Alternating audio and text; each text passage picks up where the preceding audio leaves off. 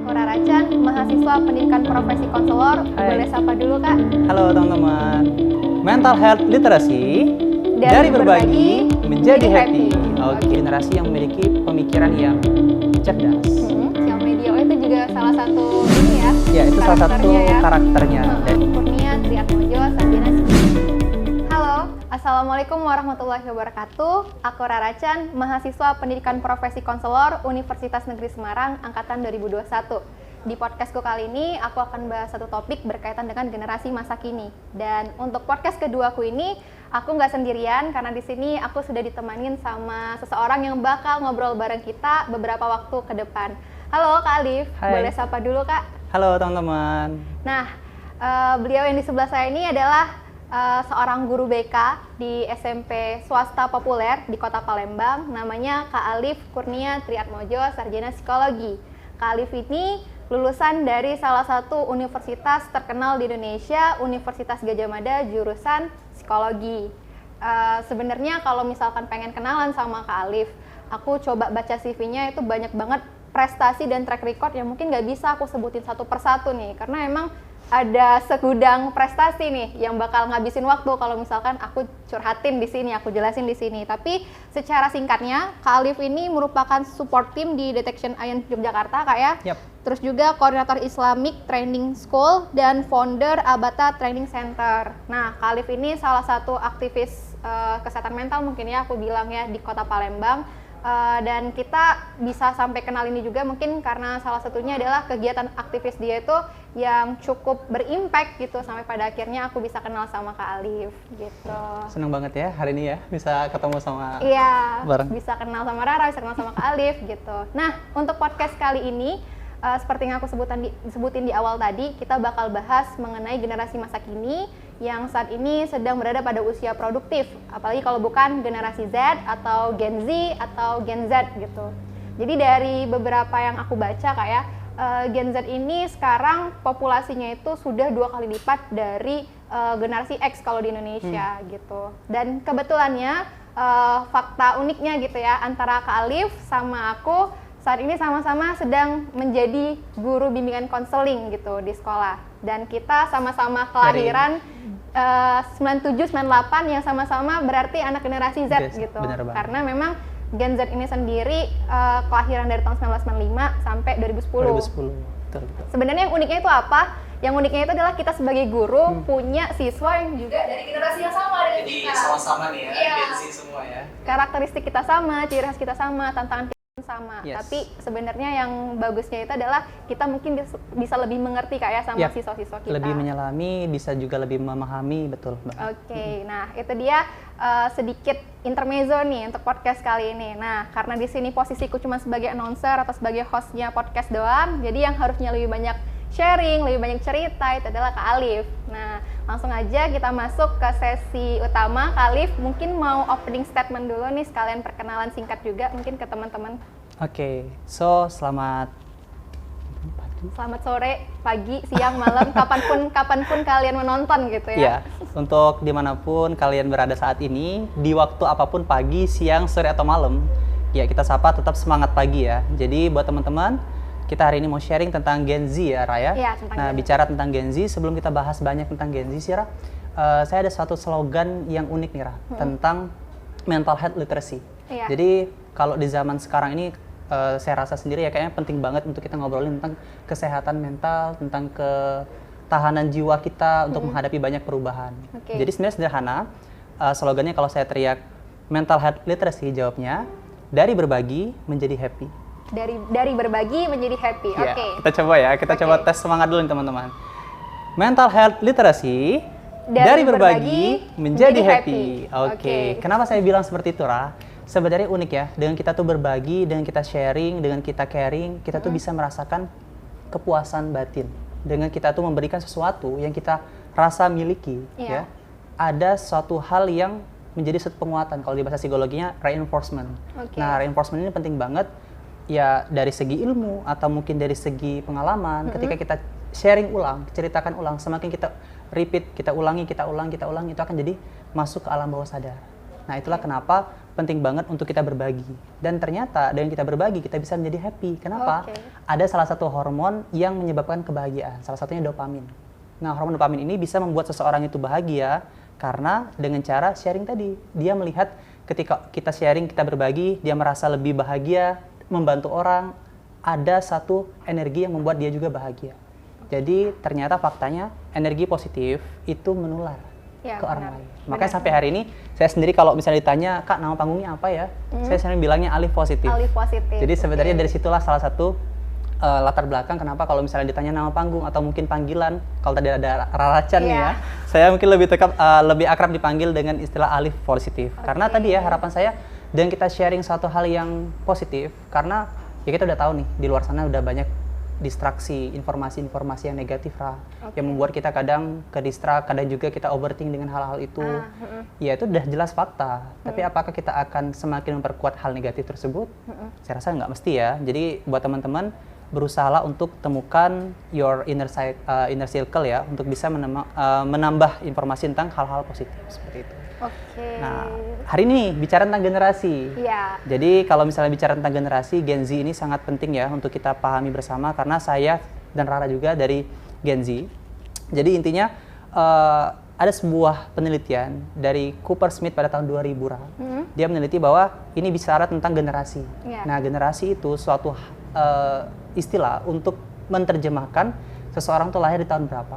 Dari periode berapa sampai berapa? Yes, benar. Tahun berapa, di mana, dan apa yang terjadi. Jadi sebenarnya untuk mendeskripsikan apakah seseorang itu masuk ke generasi A, B, C, dan seterusnya, gitu kan? Apakah generasi baby boomer, X, Y, Z, alpha, beta. Nah, bahkan saya udah baca bahkan sampai kemungkinan mengikuti alfabet dari bahasa Yunani. Sampai nanti ada omega, ada sigma, dan lain-lain. Jadi banyak banget sebenarnya. Tapi sampai hari ini yang baru diteliti sampai generasi alpha. Alpha. Nah, jadi sebenarnya kalau balik lagi ya dengan statement yang dikatakan oleh Cooper Smith tadi, untuk menelitikan tentang generasi itu ada 3 aspek. Di umur berapa, lahirnya tahun berapa, kapan tadi, lokasinya di mana, juga termasuk juga kondisi apa yang dialami. Nah, jadi sebenarnya unik kalau misalnya kita bahas tentang generasi ini, nggak ada habisnya sih, Ra. Dari tahun ke tahun ada perubahan-perubahan. Nah, mungkin di sini teman-teman lihat nih, kita di awal ada satu simulasi sederhana. Kalau teman-teman lihat di sini ada warna-warni berbeda-beda. Jadi saya sengaja di sini bawa gelas dengan air, volumenya berbeda-beda, dengan gelas yang berbeda-beda, dengan warna yang berbeda-beda juga. Kalau kita lihat di sini nih ada warna kuning. Nah, ini sebenarnya pembagian warna dan juga ini ada menerjemahkan tentang klasifikasi atau kategori tentang generasi-generasi. Nah, jadi sebenarnya ada suatu penelitian dari Strauss and Home, dia meneliti ada 5 sampai hari pembagiannya, mulai dari baby boomer. Baby boomers dulu ya? Ya, baby boomer ini kelahiran dari tahun 1946 sampai 1960-an. Nah, jadi sebenarnya ini generasi kalau dari warna. Nah, saya juga baca-baca nih tentang psychology of color. Jadi tentang arti dari warna. Makna warna. Benar. Jadi untuk mempermudah kita memahami apa yang dialami oleh generasi baby boomer, ini tipe orang-orang yang memiliki karakteristik dia orangnya sangat menghormati akan budaya-budaya. Jadi benar-benar menyesuaikan tentang suatu nilai-nilai yang dianggap normatif dari suatu lingkungan seperti itu. Jadi sebenarnya ya kalau mau dibilang strict, sebenarnya nggak juga strict ya, tapi orangnya sangat-sangat prinsipal. Jadi kalau kita ketemu sama orang-orang di kelahiran tahun 1960-an, biasanya orang-orangnya sangat kuat prinsipnya kayak gitu. Ya kalau kata anak zaman sekarang kaku, Kak ya. Iya. Padahal sebenarnya punya punya prinsip yang kuat tadi. Gitu. Nah, itu ya yang pertama ada generasi namanya baby boomer tahun 1946 sampai 1960-an. Next, yang kedua. Nah, ini generasi yang kedua, generasi X tahun 1960-an sampai 1980-an. Nah, jadi generasi X ini melambangkan suatu kondisi orang-orang yang tenang, dia memiliki kepribadian yang lebih state sebenarnya. Jadi karena memang di tahun-tahun itu mereka mungkin mengalami atau kondisi-kondisi tertentu. Sebenarnya generasi X ini kenapa dinamakan X? Karena bingung nih mau ngasih nama apa setelah baby boomer. Ini mau dikasih istilah apa ya? Karena kan Y sama Z kan belum ada waktu itu. Nah, Y sama Z belum ada. Jadi ini sebenarnya awal banget dari generasi-generasi kenapa akhirnya Y, Z, dan Iya. seterusnya. Jadi X itu adalah istilah analogi untuk inisial. Jadi karena nggak tahu mau dikasih tahu istilah apa, jadi X. Oh kayak iya gitu. iya benar-benar. Oke, nah lanjut ya. Terus yang ketiga, ini ada generasi Y. ya, generasi Y. Nah, generasi Y saya kasih warna merah. Menurut Rara? Milenial kan ini kan?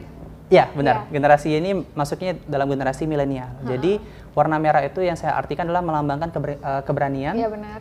terus juga semangat yang tinggi dan optimisme. Oke. Jadi teman-teman yang lahir di tahun 1981 sampai Iya. 1990-an ya. Ya 95. Ya, 95 itu masuk ke generasi Y, Y. atau milenial. Nah, ini biasanya kepribadiannya karakternya lebih ke berani sih, Sarah. Kayak Berani. Oke. Oke, sekilas ya. Nah, ini yang penting. Tapi sebelum kita bahas yang bahasan kita Gen Z, kita Iya. lanjut nih ke bahas yang terakhir dulu. Oke, yang bungsu. Ada ya paling bungsu, yang Iya. paling kecil ini ada Gen Alpha. Alpha. Nah, Gen Alpha ini kelahiran tahun 2000 ke atas. 2010. ke atas, sorry. Ya, 2010 ke atas. Ini memiliki kepribadian yang sangat futuristik. Kalau Oke. mungkin sekarang kita mulai dengar istilah-istilah metaverse, Iya. dunia digital yang sangat mungkin kita nggak tahu nih bagaimana dampak ke depannya, tapi ini Oke. sangat mempengaruhi untuk ke depannya. Hmm. Nah, so yang terpenting kita akan bahas ini Gen Z. Gen Z. Nah, kelahiran Gen Z. tahun 1995 sampai 2010. Nah, Gen Z Oke. ini unik. Warnanya saya kasih warna biru sebenarnya, Rah. Warna biru ini Kenapa? melambangkan teknologi, kecepatan, dan perubahan. Jadi sebenarnya bicara tentang Gen Z ini, generasi-generasi yang memiliki pemikiran yang cerdas, kognitif yang baik, Iya. dan tidak sedikit ya pada akhirnya mereka menciptakan suatu teknologi tertentu yang merubah peradaban. Oke. Nah, jadi sebenarnya unik nih kita bahas. Mungkin ada yang mau Rara tanya-tanya dulu? Ini sebenarnya kalau warna-warna tadi kan udah kakak jelasin Yap. ya filosofinya. Tapi kalau misalkan volume airnya ini ada kah Oh, maknanya juga? betul. Nah, menarik nih. Ini kalau misalnya kita ketuk ya, Heeh. beda-beda kan Ya iramanya? beda nadanya beda, suaranya beda. Nah, sebenarnya volume air yang saya kasih di sini sebenarnya melambangkan untuk generasi baby boomer ini sudah full nih. Oke. Mungkin secara Fullnya apa nih maksudnya kak? full itu dari wawasan, dari Oh, pengalaman, oke, dari oke. juga apa yang dia pernah alami. Sebenarnya Iya. saya pengen memberitahu ke teman-teman bahwa orang-orang yang sudah di generasi baby boomer, terus juga generasi X, ini sudah hampir full. Mereka sudah di usia-usia senja. Oh Mereka iya. sudah di usia-usia yang mungkin kalau di Indonesia sendiri dari riset yang Rara baca juga nggak banyak sensus penduduknya, mungkin Iya, iya. minoritas sekarang.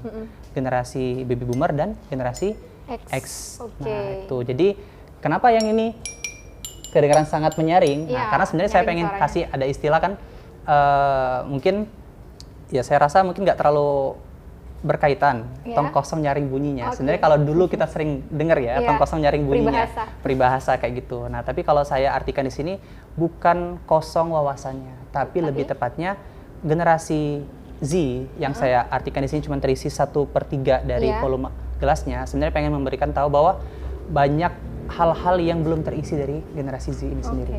Entah dari wawasan, entah dari pengalaman, dan juga secara emosional. Oke. Jadi penting banget orang-orang ini yang di generasi Z gitu ya teman-teman untuk bisa mencari banyak wawasan kayak gitu. Oke, luar biasa banget ya penjelasan dari Kak Alif. Aku sedikit apa ya Kak, sedikit kagum juga lah dengan persiapan Kakak dalam penjelasan kali ini gitu. Nah mungkin tadi kan kita udah bahas secara general terkait generasi-generasi Iya. yang ada nih di populasi manusia gitu kan. Nah sekarang mungkin kita boleh majuin yang generasi Z Oke. gitu kan. Karena ini yang bakal kita bahas lebih dalam pada podcast kali ini. Nah, lebih baik gitu kan untuk mengenali generasi Z ini kan sebenarnya kita tahu terlebih dahulu nih secara singkat mungkin profil generasi Z sama serba-serbinya. Nah, itu kalau menurut Kak Alif sendiri gimana sih? Oke, nah untuk bisa ngejelasin tentang Gen Z, sebenarnya itu ngejelasin kita juga sih, Ra. Iya, benar. Jadi mungkin saya rasa akan lebih enjoy dan lebih nyaman karena kita juga ngalamin. Iya. Nah, sebelum kita bahas nih tentang Gen Z, jadi ada satu penelitian tentang Big Five Theory Personality. Oke, apa Nah, itu Big Kak? Five Personality ini dari seorang psikolog yang bernama Lewis Goldberg pada tahun 1951. Dia menerjemahkan kepribadian manusia ada 5. Oke. O, C, I, A, N. Ocean. Jadi kalau misalnya kita singkat Ocean. Ocean. O itu openness. openness itu adalah karakter atau personality yang menerjemahkan seseorang yang memiliki keterbukaan informasi. Oke. Jadi dia menerima, dia lebih terbuka, dia lebih bisa lebih mudah untuk bisa menangkap atau mungkin lebih mudah untuk menerima informasi. Openness.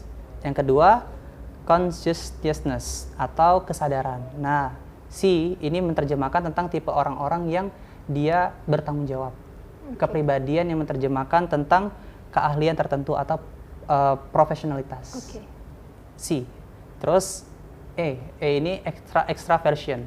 Nah, extraversion ini menerjemahkan tentang kemampuan seseorang itu dalam menjalin relasi, Jadi kalau misalnya kita ketemu sama teman-teman yang mudah banget untuk membaur, dia mudah bersosialisasi, mudah ketemu sama orang, nah itu tipe-tipe orang yang memiliki kepribadian extraversion. Jadi ya mirip-mirip kayak orang-orang yang extrovert dominan. Kayak gitu, paham ya? Iya, paham. Terus yang A ini maksudnya agreeableness. Nah, ini sangat bermanfaat sekali karakter ini dengan orang-orang yang sudah di dunia pekerjaan. Karena ini berkaitan dengan diplomasi, bagaimana kita melobi, bagaimana kemampuan untuk menjalin hubungan pertemanan, kerjasama di sini, agreeableness. Dan yang terakhir, N. Neuroticism. Nah, neuroticism ini adalah kepribadian yang dia lebih cenderung ke perasa. Kalau mungkin istilah kita mungkin baper ya. Nah, tapi negatifnya baper ini juga bisa berarti seseorang yang mentalnya ini sedang tidak kuat. Jadi dia mudah merasa sehingga membuat dia down. Nah, generasi Z atau Gen Z ini sebenarnya sangat khasnya adalah memiliki kepribadian yang tinggi pada openness. Jadi karena mungkin arus informasi, terus juga sangat mudah sekali akses dari internet ya gitu ya, sangat mempengaruhi generasi Z ini bisa mendapatkan informasi-informasi dengan mudah. Sehingga secara nggak langsung itu mempengaruhi pola pikir mereka lebih terbuka. Kayak gitu. Jadi pertama openness. Nah, kalau bicara openness sendiri, kalau dari Rara sendiri gimana, Rara? Sebagai guru BK pernah nggak ketemu sama anak-anak yang mungkin terbuka gitu? Sebenarnya sih kalau dari pengalaman pribadi aku ya, aku memang sering sih nemuin bahwasannya anak-anak zaman sekarang itu kayak lebih mudah percaya gitu, bahkan lebih mudah untuk mengakrabkan diri gitu kan sama orang-orang, sehingga pada akhirnya terkadang bagi sebagian orang yang mungkin di atas generasi Z itu nganggap ini anak-anak kayak kurang tahu batasan gitu kan, padahal sebenarnya ya memang kalau aku lihat mungkin itu karena kepercayaan diri mereka dan mereka percaya juga sama lingkungan mereka, sehingga pada akhirnya mereka tuh orang yang terbuka gitu dan mudah berbaur gitu. Itu yang benar-benar kita rasakan. Saya juga sebagai guru BK sering banget ketemu sama anak-anak yang dia sangat banyak menceritakan yang dia alami, yang dia pelajari. Percaya banget kayak untuk cerita ya? Benar, percaya banget. Jadi tipe-tipe Gen Z ini sebenarnya yang saya temukan juga di sekolah, mungkin Rara juga temukan, mereka percaya, mereka terbuka untuk menceritakan atas apa yang mereka rasakan dan yang mereka alami. Nah, jadi sebenarnya uniknya di situ yang pertama, tentang Gen Z ini sendiri. Kayak gitu. Sebenarnya aku jadi ingat sesuatu nih Kak terkait itu. Fenomena saat ini juga kan kebanyakan orang-orang kan berani tuh mengekspos hal tentang diri mereka di sosial media. Itu juga salah satu ini ya. Ya, itu salah satu karakternya. Dari openness itu sebenarnya bisa lebih berbagi atau dia juga bisa nerima sebenarnya lebih ke situ. Karena secara nggak langsung ketika dia berbagi, dia itu berusaha untuk memberikan ruang orang memberikan informasi yang mungkin saja berbeda dengan mindset dia selama ini. Gitu. Itu tuh terkait Gen Z gitu ya. Udah tahu ya, berarti kan kita secara general Gen Z itu apa dan sebenarnya serba-serbinya apa aja. Nih, tapi boleh dispesifikin lagi nggak sih Kak terkait karakteristik Gen Z itu sendiri? Karena kan lebih baik kita tuh mengenal terlebih dahulu, mendeteksi terlebih dahulu, baru setelah itu kita lihat lagi nih ada fenomena apa dan tantangan apa nih yang terjadi di Gen Z saat ini gitu. Nah, next setelah openness, Gen Z ini sebenarnya punya kepribadian unik, yaitu tipe generalis. Generalis ini tahu sedikit hal akan banyak hal. Berbeda dengan tipe orang-orang yang tahu banyak hal akan sedikit hal, yaitu spesialis. Jadi istilah generalis ini lebih tepat disandingkan dengan Gen Z. Karena apa? Tadi ya, ada kaitannya sih dengan openness, karena akses informasi, terus pengetahuan yang banyak didapatkan, itu mempengaruhi dia mudah menerima banyak hal. Tapi sayangnya tidak semua Gen Z sadar bahwa hal tersebut masih di permukaan. Nah, sehingga Gen Z ini biasanya dia ngerasa udah expert nih, udah percaya diri banget. Tadi kan Rara bilang juga benar sih, biasanya lebih percaya diri, dia bisa lebih merasa, oh aku bisa gitu ya. Tapi mungkin yang dianggap bisa itu masih di permukaan. Nah ini yang perlu kita sadarin ya teman-teman. Jadi Gen Z ini masuknya tipe generalis, tahu sedikit hal akan banyak hal. Dia tahu tentang bisnis mungkin, dia tahu juga tentang kesehatan, dia tahu juga tentang finansial. Tapi selama ini yang kita temukan dan dari riset mengatakan masuknya ke generalis lah, kayak gitu. Baru tahu covernya doang kayak, tapi banyak gitu kan, banyak tahu buku tapi baru tahu sampai bab satunya doang, ibarat kayak gitu. Belum benar-benar bisa ahli satu bidang. Nah makanya nanti kita ada pesan-pesan nih buat Gen Z. Gitu. Lanjut Kak. Yang ketiga sebenarnya Gen Z ini mungkin kita pernah dengar istilah ya, kok jompo banget sih? Oh iya benar. Kok ngerasa Kakak juga kayak gitu baper banget, mudah capek, mudah lemes, mudah patah semangat gitu ya. Nah itu kenapa sih kalau menurut Rara? Kalau dari aku pribadi kayak sebenarnya habits yang selama ini dilakukan sama Gen Z itu mendukung membuat kondisi fisik tuh jadi lebih lemah gitu kan, karena kan kita kan contoh ya, aku sering banget orang tua aku dari baby boomers Kak, jadi baby boomers ini sering banget versus sama Gen Z kan. Nah, orang tua aku tuh sering banget kayak zaman ibu dulu kalau ini ke pasar tuh jalan kaki gitu kan, jadi waktu masih gadis masih gagah gitu kan, ini dikit-dikit disuruh jalan ke warung males, maunya Gojek, maunya apa gitu kan. Nah, dan memang itu sebenarnya kalau aku pikir-pikir lagi benar gitu Kak, aku jarang jalan keluar gitu kan, jarang bersepeda atau gimana, itu bikin aku tuh lebih mudah capek. Dan juga kayak belajar sekarang kan bisa pakai HP kan. HP itu bisa sambil rebahan gitu Kak, nggak harus duduk. Nah mungkin itu juga mempengaruhi nih tingkat imunitas tubuh kita yang nggak terlatih, sehingga pada akhirnya jadi lebih mudah sakit gitu. Istilah sederhananya mungkin praktis. Iya gitu, benar. Praktis. Jadi sebenarnya benar. Jadi sebenarnya unik ya, Gen Z ini sebenarnya pengen hal praktis tapi pengen sempurna. Iya benar. Perfeksionis. Nah, jadi maka ada beberapa tipe-tipe siswa yang pernah saya konseling, dia itu kerasa terbeban banget nih Rah, ketika ngerjain tugas atau ngerjain PR gitu ya, tapi nggak sesuai dengan apa harapan nilainya, terus dia ngerasa stres, dia ngerasa terbebani, tapi ya dia nggak mau berusaha, maunya instan, pokoknya ya mau enjoy aja, santai-santai aja. Nah, maka ini yang perlu kita garis bawah, ini karakteristik Gen Z ini suka hal-hal praktis. Nah itu berkaitan juga, kenapa? Dengan hal praktis kita kan nggak gerak. Kita maunya misalnya pesen makanan pakai online, terus kita mau pesen barang tertentu, kita mau beli tertentu, kita nggak pergi ke store-nya. Nah itu tuh mempengaruhi gerak tubuh yang pada akhirnya membuat kita tuh lebih lemas, kita lebih merasa kayak nggak bersemangat. Nah itu salah satu yang menyebabkan Gen Z ini cenderung lebih mungkin jompo ya. Jompo benar. Bahasa ya, agak sedih sebenarnya kayak gitu lebih sih. Jompo, lebih mudah rapuh. Iya. Dari perasaan, dari emosional, baik emosional maupun secara fisik, seperti itu. Tapi sebenarnya ada beberapa juga nih, tapi mungkin saya bahas kilas saja ya. Iya, boleh bahas. Nah, kalau misalnya secara kemampuan extraversion bagus. Jadi dia mampu menjalin relasi, tadi kita katakan. Mampu membaur dengan lingkungan-lingkungan yang sekalipun dia belum pernah ketemu. Karena apa? Tadi dia tahu banyak hal, ya tahu sedikit hal akan banyak hal. Jadi dia ketika ketemu sama orang-orang yang tidak sesuai dengan hobi dia gitu ya, tapi dia membaca juga nih tentang hobi tertentu, akhirnya bisa masuk. Jadi lebih mudah beradaptasi kayak. Lebih mudah untuk membaur. Tapi sayangnya banyak Gen Z yang lupa akan batasan, sehingga dia membaur sampai melebur. Dia lupa prinsip nih, akhirnya sampai benar-benar dia nggak tahu lagi jati diri dan batasannya. Akhirnya terwarnai gitu ya. Akhirnya sama terwarnai lingkungan. dengan lingkungan lain, seperti itu. Nah, kalau untuk banyak nih sebenarnya isu-isu lainnya, salah satu juga yang saya sedih temukan juga di konteks pendidikan, banyak siswa-siswa itu yang nggak sadar tentang apa yang dia lakukan. Ya, dampaknya sangat signifikan, di kelas nggak fokus, dia suka ngelamun. Nah, itu berkaitan sama consciousness tadi, kesadaran itu. Jadi kalau misalnya kesadarannya low, dia nggak sadar, dia nggak aware, itu sangat-sangat mempengaruhi fokusnya. Gitu. Nah, itu tadi beberapa karakteristik Gen Z Kak ya, yang memang sebenarnya udah banyak tuh dijadiin isu-isu yang dibahas di platform sosial media, tapi memang sebenarnya kalau aku perhatiin masih banyak yang belum tertarik Kak untuk tahu soal ini, karena saat ini yang penting itu masih kalah sama yang viral gitu kan. Yang penting masih kalah sama yang Iya, viral. yang penting masih kalah sama yang viral gitu.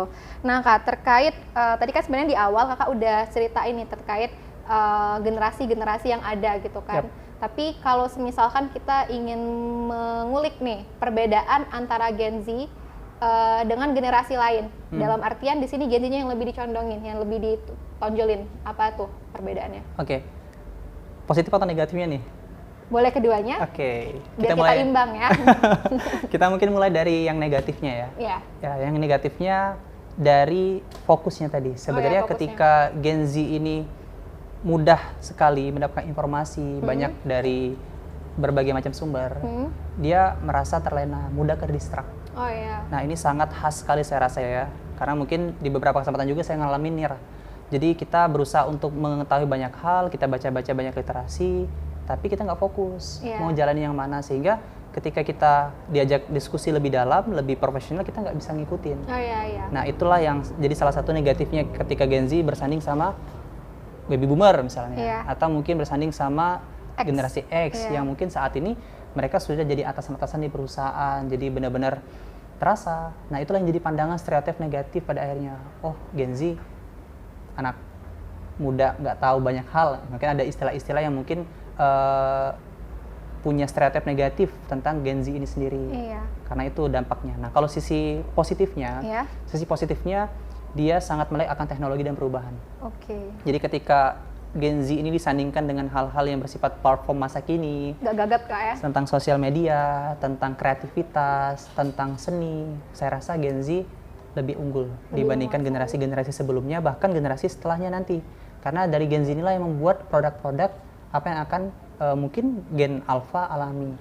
Seperti yang mungkin kita alami sekarang, mungkin lagi viral-viralnya pembahasan tentang e-money, atau mungkin dengan hal-hal yang berkaitan dengan tren-tren picture, mungkin hal-hal yang bersifat metaverse seperti itu. Jadi sisi positifnya dari situ sih, Ra. Jadi dia punya pemikiran yang lebih futuristik dan lebih cepat untuk progres ke depan. Lebih canggih Kak Yes, bahkan bahasan tentang literasi, tentang keuangan pun banyak ya sekarang menggunakan platform-platform yang secara digital, nabung emas secara digital, investasi. Itu sisi positifnya, dia lebih mudah ngeblend dengan teknologi. Oke. Nah, sekarang bicara soal Gen Z Kak ya, aku sebenarnya sangat tertarik banget bicara tentang fenomena yang saat ini terjadi di generasi ini. Karena dari aku pribadi sebenarnya setiap aku scroll Instagram gitu, yang muncul di laman beranda aku tuh pasti biasanya ngebahas soal FOMO, tentang gaya hidup yang bukan loko deh, YOLO gitu kan. Terus juga Gen Z ini biasa disebut juga sebagai generasi strawberry. Nah, kalau aku cari tahu apa sih generasi strawberry, ternyata generasi strawberry itu yang hidupnya itu memang benar-benar dirawat banget, difasilitasi sama orang tua, dengan pada akhirnya generasi strawberry ini jadi orang yang lembek gitu, karena biasa dilayani gitu kan. Nah, ini fenomena-fenomena ini kalau misalkan aku lihat yang di Instagram sama kehidupan nyata, khususnya ketika aku mengobservasi siswa-siswa aku, memang benar ada gitu kan. Nah, dari hasil riset kakak sendiri nih, selaku yang praktisi ya dalam pembicaraan ini gitu, kakak udah nemuin fenomena apa aja sih terkait Gen Z ini yang mungkin kita seharusnya tahu terkait permasalahan ini, karena untuk kemudian pada akhirnya mencari solusi kita harus paham terlebih dahulu masalah yang kita hadapi gitu. Oke, bicara tentang problem ya, wah agak berat nih sebenarnya untuk nyampein, karena banyak sebenarnya yang kita temukan, tapi problem utama dari Gen Z sebenarnya ada 3 hal. Bicara tentang relasi, profesi, maupun ideologi. Nah, 3 hal ini yang benar-benar paling sering saya temukan. Mungkin bisa dikatakan juga pola sih. Jadi ketika kita bahas tentang percintaan, tentang pertemanan, toxic relationship, toxic parenting, itu masuknya ke relasi. Jadi sebenarnya banyak nih cabang dari relasi. Relasi ini bahasan satu orang dengan orang lain. Nah, itu masuknya ke sini. Biasanya masalah-masalahnya sangat berpola gitu ya. Dan uniknya, orang-orang yang mengalami suatu masalah toxic relationship, dia kadang nggak menyadari hal itu berada di fase tertentu. Nah, maka sebenarnya dibutuhkan sekali konselor-konselor, orang-orang yang profesional di bidang tentang kejiwaan juga membantu untuk penyadaran hal-hal tersebut. Itu yang pertama nih, problem banyak di masalah relasi.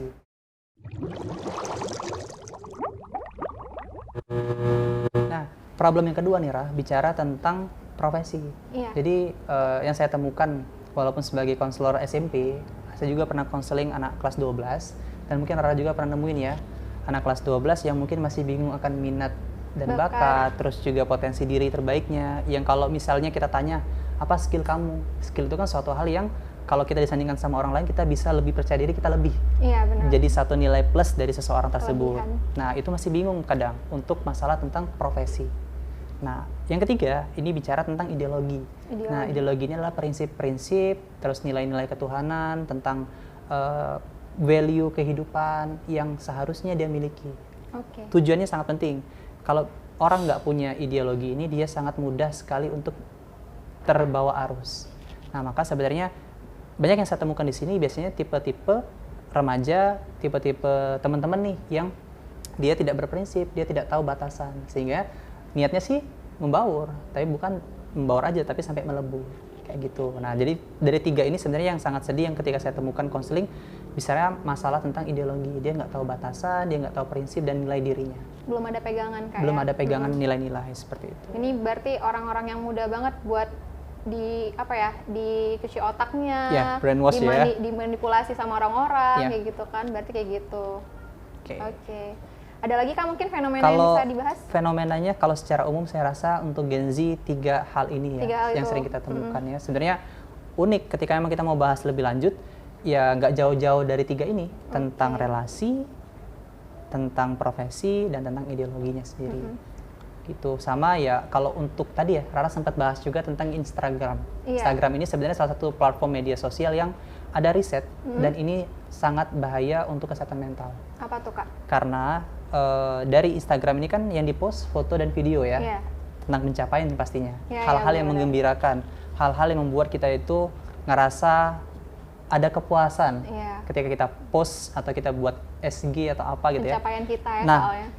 Makanya ketika kita melihat dalam kondisi mental kita nggak kuat, kita melihat Instagram, kita dengan mudah ngebandingin diri. Iya, jadi iri gitu ya. Kita ngerasa iri, kita ngerasa rendah diri. Kalau rendah hati mah bagus ya, ini sampai rendah diri. Nah, jadi fenomena inilah yang pada akhirnya ada satu film yang bagus ya di tahun 2000-an namanya Dilema. Nah, itu bicara tentang pengalaman orang-orang yang nge-create sosial media untuk menggambarkan bahwa hatinya itu berseberangan dengan apa yang dia jalanin. Karena manusia yang nggak jadikan manusia. Di film itu jadi seolah-olah produknya itu adalah manusia dan di situ sangat memainkan sisi psikologis seseorang. Maka untuk Gen Z, untuk kita juga nih perlu banget ya pahami dan sadari sedang di kondisi mental apa kita. Ketika kita kalau kondisi mentalnya nggak kuat, jangan buka dulu sosial media karena potensi membandingkan diri dan kita merasa lebih rendah diri itu lebih berpotensi ketika kita lagi di fase seperti itu. Apa akhirnya? Kita membenci diri kita. Bener sih, setuju banget sih sama kata-kata Kak Alif, karena memang di Instagram ataupun sosial media yang lainnya kayak orang-orang tuh kan kebanyakan ngeposting meskipun itu nggak benar ataupun benar, itu kan biasanya hasil dari proses, tapi proses dari pencapaian itu nggak diliatin gitu, sehingga pada akhirnya kita mungkin selain jadi rendah diri, selain kita jadi iri gitu, kita juga ngerasa bahwasannya yang dicapai orang itu instan, tapi kenapa sama kita kayak jatuh bangun terus gitu kan? Betul. Kalau bahasa Jawanya tuh wang sinawang. Apa yang kita lihat itu kadang nggak semestinya sesuai dengan kondisi aslinya. Nah itu salah satu coping stress yang saya terapkan dan saya ajarkan ke anak-anak. Ketika kita merasa minder bahkan rendah diri, yang saya ajarkan, nak coba bayangkan bahwa kamu di fase yang sama seperti dia. Ya kamu bisa kan, kamu bisa mencapai itu. It's nothing impossible sama kamu berusaha.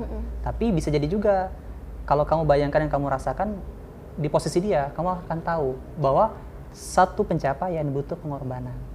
Dan perjalanan itulah yang pastinya kita saling menghormati. Karena nggak ada orang yang tiba-tiba langsung bahagia. Iya, benar. Pasti ada jatuh bangunnya dan bisa lebih menghargai bahwa yang dia dapatkan itu hasil dari usaha yang dia lakukan.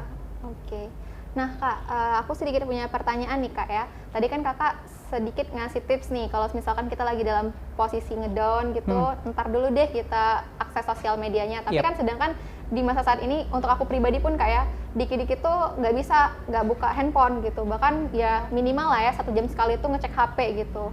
Nah kalau misalkan nih Kak ada penonton kita nih, audiens kita yang ngalamin posisi seperti itu, Kakak ada nggak sih solusi atau alternatif buat ngalihin perhatian dia dari sosial media nih supaya nggak buka sosial media ketika lagi ngedown gitu? istilahnya sederhananya back to nature, balik ke alam. Kalau saya bisa katakan, ketika kita dalam kondisi suntuk, kita dalam kondisi yang capek ya, butuh refreshing, memang mungkin hal praktis yang bisa kita lakukan adalah membuka HP, platform media sosial, scrolling gitu ya. Tapi ada hal yang tidak kalah healing saya rasa, ketika kita berusaha untuk berinteraksi dengan apa yang di sekitar kita. Contoh nih, mungkin bagi teman-teman yang suka akan tanaman, nah, coba deh siram tanaman, terus juga lebih merawat tanaman itu, atau bisa juga hunting ke tempat-tempat hijau dan alam terbuka. Nah, biasanya itu yang saya lakukan dan saya terapkan untuk teman-teman juga yang butuh solusi ketika dia bingung mau ngapain kalau nggak megang HP. Itu yang pertama. Yang kedua, bisa juga melatih welas asih, melatih dengan cara kita berbagi. Salah satunya yang kalau sering saya lakukan yaitu berbagi dengan hewan peliharaan. Punya kucing, punya burung atau apapun hewan peliharaan teman-teman, kasih aja makan. Dari situ kita merasa ada satu kepuasan ketika kita berbagi sama hewan tersebut. Itu sih. Selain itu ada banyak sebenarnya alternatif. Kalau di psikologi namanya ada katarsis. Katarsis bisa sekali diterapkan dengan cara ambil secari kertas, terus juga alat tulis, menceritakan, atau kalau tidak terbiasa dengan menceritakan dengan tulisan, menceritakan dengan gambar. Jadi melukis atau membuat sketch tentang gambar atau apa yang kita rasakan saat itu. Itu 3 tips sederhana. Itu juga aku pernah lakuin sih memang, tapi memang butuh dorongan kuat nih biar bisa move on dari HP terlebih dahulu kalau lagi dalam kondisi nggak baik kayak gitu. Nah Kak, mungkin kita beralih nih terkait luka di balik stereotip yang dicap ke anak-anak Gen Z gitu kan. Kenapa sih Gen Z itu dibilang generasi paling healing gitu, generasi paling manja? Kenapa sih alasannya sampai pada akhirnya di labeling kayak gitu? Kalau dari kakak sendiri gimana nih? Karena kan kakak juga Gen Z, kakak juga mengamati gitu kan. Oke. Prinsipnya adalah posisikan diri kita di posisi orang yang melakukan hal tersebut. Kalau tadi pertanyaan Rara kan gimana cara pandang kita yang sering mungkin dibandingkan atau mungkin sering juga dijadikan apa ya, sebagai target kesalahan gitu ya. Benar-benar. Jadi seolah-olah kita ini benar-benar generasi terhealing, generasi terlemah, terjumpo mungkin istilahnya kayak gitu ya. Jadi uniknya seperti ini prinsipnya. Kita sebut saja orang yang lebih tua. Orang yang lebih tua. Orang yang lebih tua itu nggak akan pernah salah, orang. Tapi orang yang lebih tua bisa jadi belum paham. Literasi tentang kesehatan, khususnya kesehatan mental, tentang bagaimana kita berinteraksi dan memperlakukan sesama manusia, mungkin saja tidak seterbuka saat ini.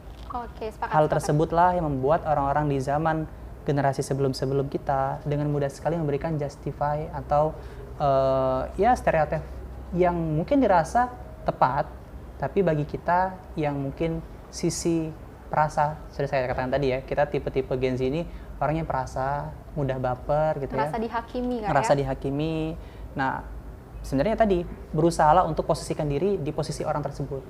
Bisa jadi dulu dia juga dididik dengan cara sekeras itu, dan dia berusaha untuk mendidik kita dengan cara sekeras itu.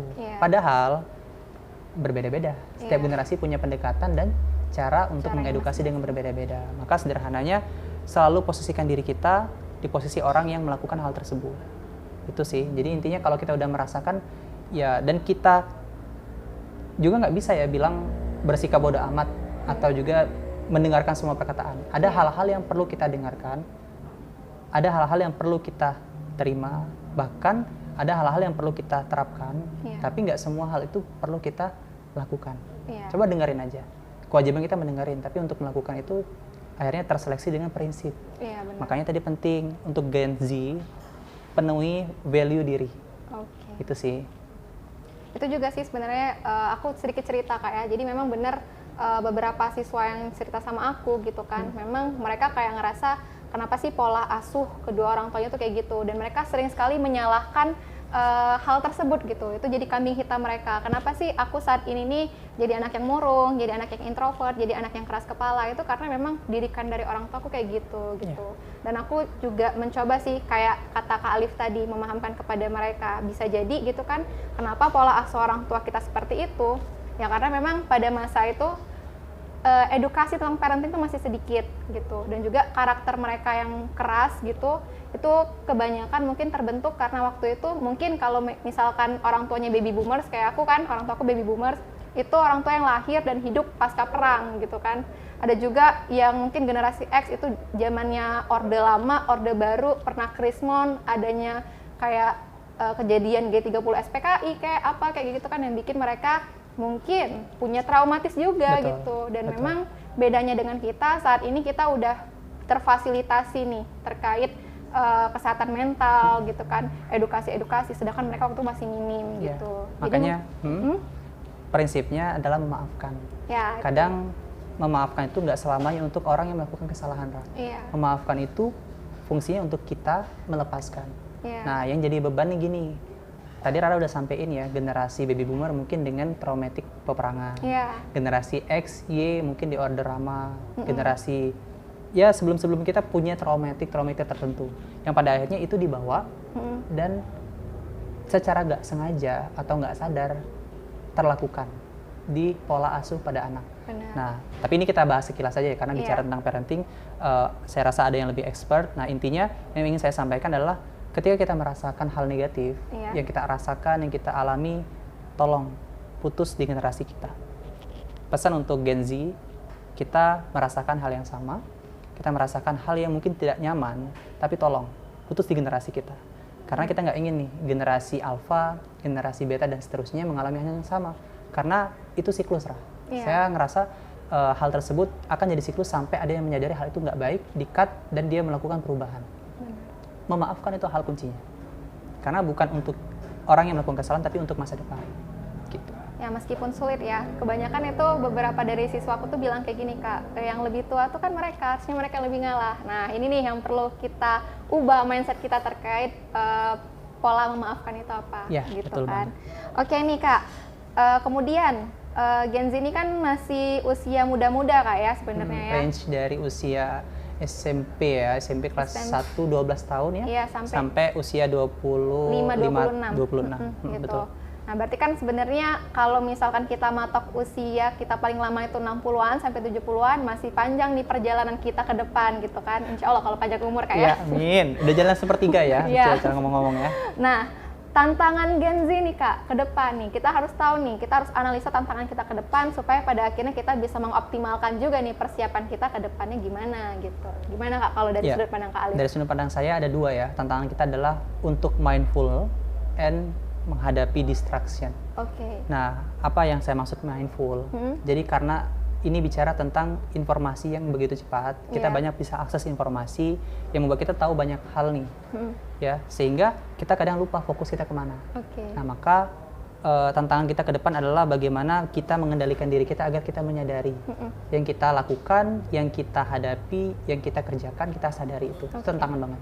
Yang kedua, ya ada kaitan juga bicara tentang distraction, karena emang banyak hal-hal baru yang kita alami ketika perubahan-perubahan ini, nah yang mungkin membuat kita tuh kewalahan untuk bisa menyesuaikan diri. Banyak stimulus, Kak. Banyak stimulus yang kadang kalau istilah guru saya dia bilang kita tuh pegang smartphone, tapi yang pegang smartphone tuh nggak smart people. Jadi dia nggak cerdas. Kadang kalah cerdasnya dibandingkan apa yang dia pegang. Nah, itu yang membuat generasi Z ini kewalahan dengan perubahan-perubahan. Tantangannya itu berarti tantangannya mindful dan distraction, ya.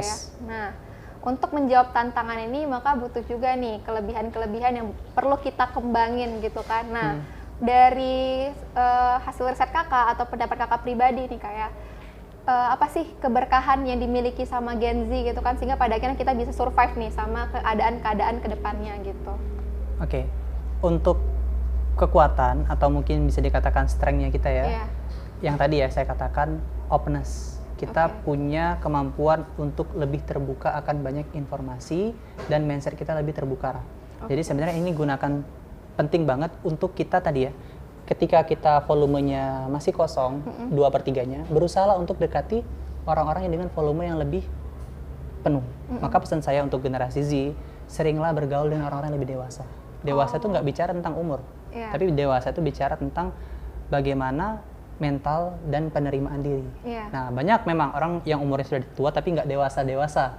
Makanya saya nggak cuman refer ke baby boomer, bisa juga nanti ditemukan di generasi X atau generasi Y. Nah, sering aja pepetin diri dengan orang-orang yang lebih dirasa berisi.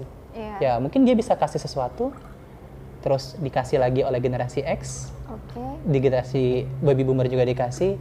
Intinya apa? Membuat kita tuh terisi. Kekurangan-kekurangan kita dengan pola kita yang openness ini sangat berpotensi. Sangat menjadi suatu keberkahan untuk generasi Z ini bisa memenuhi apa yang kurang dalam dirinya. Berarti kita tuh sebenarnya bisa mengandalkan karakter kita, Kak ya, mengandalkan karakter kita untuk kemudian mengoptimalkan nih. Ya, kuncinya yang penting tadi, memaafkan dulu. Karena ketika kita udah forgiveness, sudah benar-benar berusaha ya, walaupun memang tidak mudah, karena kuncinya di situ. Ibaratnya nih kalau tadi botol ya atau apa ditutup, ya mau sebesar apapun wadah untuk menuangkan, nggak akan bisa dituangkan. Makanya yang terpenting adalah membuka dulu botolnya, memaafkan segala apa yang dialami, stereotip negatif, udah lepasin dulu. Nah disinilah saya rasa mungkin bersikap bodo amat penting banget ya kita terapin dalam keseharian untuk kita bisa lebih progresif. Udah kesampingan aja pandangan negatif. Go ahead, cari orang-orang yang positif yang bisa kasih inspirasi, deketin, pelajarin. Nah terkait yang kakak sampein tadi kayak gimana Gen Z ini ada baiknya juga kan dia berbaur gitu kan hingga akhirnya bisa menerima hal-hal positif dari berbagai generasi lain gitu. Dan di sini juga mungkin karena aku di sini juga mahasiswa pendidikan profesi konselor dan juga seorang guru BK gitu kayak aku juga pengen sekalian nih mempromosikan bahwasannya di BK itu ada layanan konseling nih, layanan bimbingan dan konseling yang juga bisa membantu mungkin ya, membantu para konselingnya atau kliennya untuk mengenal lebih banyak gitu kan terkait informasi, wawasan, dan ya ketika misalkan kalian ngerasa kurang, nggak salah juga misalkan untuk bisa datang ke helper profesional gitu kan, entah itu ke konselor, guru BK ataupun psikolog gitu, untuk bisa ngebantu memaksimalkan dan mengembangkan diri gitu Kak ya. Betul. Nah itu beberapa hal nih terkait Gen Z. Memang kalau misalkan pengen kita kupas secara lebih mendalam itu kayaknya butuh waktu dan kajian yang lebih dalam lagi juga kan Kak ya gitu. Tapi setidaknya dari apa yang disampaikan sama Kak Alif tadi dan sedikit-sedikit aku sentil gitu ya, mungkin ini bisa jadi stimulus nih buat teman-teman lebih aware lagi, lebih penasaran lagi terkait isu-isu yang saat ini mungkin mempengaruhi keseharian kita gitu kan. Dan ini mungkin podcast ini hanya mengawali aja, memantik rasa ingin tahu kalian, rasa ingin belajar kalian dan kepedulian kalian terhadap Gen Z dan fenomena kesehatan mental yang ada di sekitar kita gitu. Nah Kak, sebelum pada akhirnya gitu podcast ini kita akhiri gitu, mungkin ada closing statement nih dari Kakak selaku narasumber di podcast aku yang kedua ini. Nah pertama saya mau ucapin selamat nih, ini udah yang kedua ya. Jadi salah satu pencapaian saya rasa ya Sira, untuk kita bisa berbagi tadi ya, karena saya rasa juga ya Rara akan ada merasa suatu kebahagiaan, suatu kebanggaan ketika kita bisa berbagi pastinya kan. Jadi satu hal yang pengen saya sampaikan adalah harmoni dan inspirasi. Harmoni dan inspirasi. Jadi bicara tentang harmoni dan inspirasi, sebenarnya kenapa saya katakan harmoni? Karena tadi dengan beragam-beragam yang kita temui di lapangan, kita menemukan generasi-generasi yang berbeda-beda dengan stereotip masing-masing, dengan pendekatan masing-masing. Kita sebagai Gen Z, please hargai dan cari sisi positifnya. Tadi harmoni ya, kita berusaha untuk harmoni. Yang kedua, kita berusaha untuk inspirasi. Nah, inspirasi apa? Maksudnya ketika kita tadi sudah berusaha untuk belajar, saya rasa kita akan bisa menjadi inspirasi untuk mereka-mereka yang mungkin sudah lebih tua daripada kita, dengan semangat dan motivasi menggapai asa kita. Gitu. Itu closing statement dari Kak Alif ya?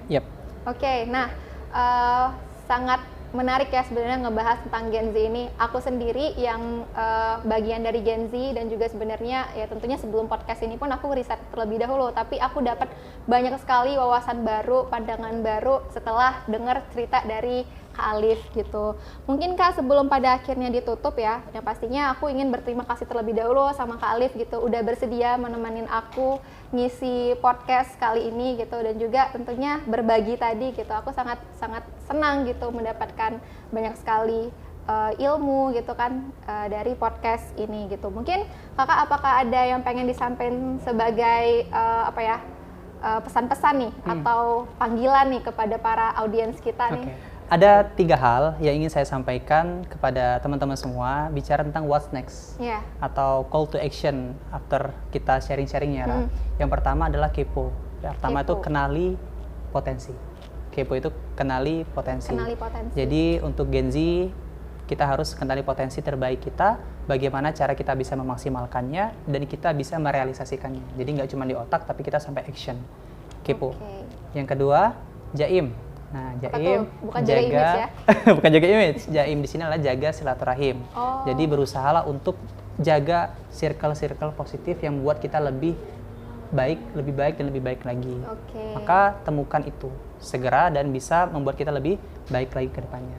Yang ketiga adalah baper. Apa tuh baper? Baper kalau tadi kita bahas ya bukan bawa perasaan, tapi di sini adalah bawa perubahan.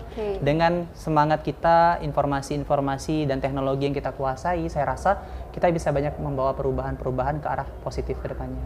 Pentingnya kita memiliki prinsip dan nilai-nilai, karena ketika kita tidak memiliki nilai-nilai, kita akan terlena dengan apa yang akan kita hadapi ke depannya. Jadi boleh progresif, tapi tetap juga pelajari hal-hal yang prinsip. Tuh tadi gitu. Jadi ada 3 pesan ya dari Kak Alif ya. Yang pertama kepo, yang kedua tadi jaim, yang ketiga tadi baper. Nah ini akronimnya diterjemahkan secara positif ya, bukan secara negatif gitu. Terima kasih banyak Kak Alif, sangat kreatif dan memang unik gitu ya. Sebagai salah satu dari Gen Z juga, jadinya cukup tertarik nih mempelajari kalau misalkan narasumbernya sekreatif ini. Mungkin itu podcast pada hari ini yang bisa kita bahas gitu ya. Nggak banyak, tapi isinya semuanya daging semua. Benar-benar sedap gitu. Dan tentunya aku di sini sebagai hostnya berterima kasih kepada seluruh audiens yang udah meluangkan waktunya menonton podcastku. Dan untuk Kak Alif, terima kasih banyak udah jadi partnerku pada hari ini. Kekurangan dari podcast ini mungkin adalah pembelajaran bagi kita semua gitu kan. Aku Rara Chan, terima kasih sudah menonton. Wassalamualaikum warahmatullahi wabarakatuh.